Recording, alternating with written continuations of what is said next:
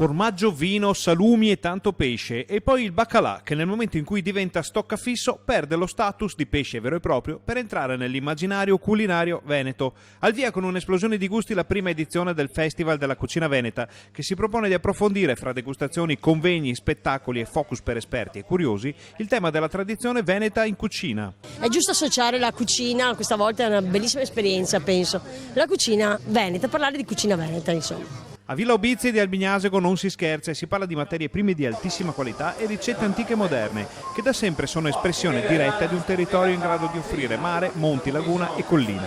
Il risultato? Eccolo qui. Signora, com'è il baccalà mantecato?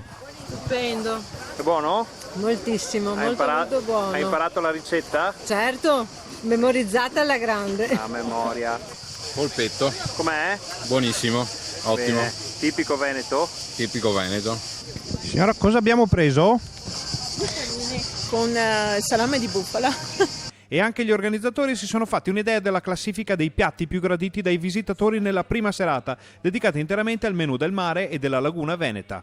Va via molto la frittura di pesce, le seppe in toccio e il risotto. Le seppe sono finite, per cui sono quelle che hanno via più di tutte. I bigu in salsa vanno parecchio, il baccalà mantecato, baccalà vicentina, ma è un po' tutto in linea di massima. Comunque seppe e bigu in salsa direi quelli che vanno per la maggiore.